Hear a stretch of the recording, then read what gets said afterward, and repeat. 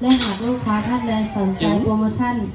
ต้องการซื้อบัตรเข้าเล่นสวนสนุกหรือต้องการแลกเหรียญสามารถติดต่อที่เคาน์เตอร์ด้านหน้าหรือสอบถามกับ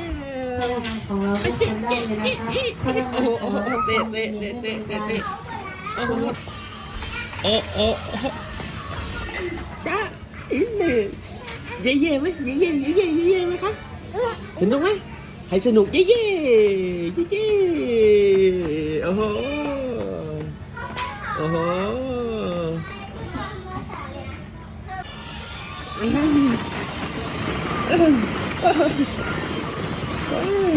โอ้บอล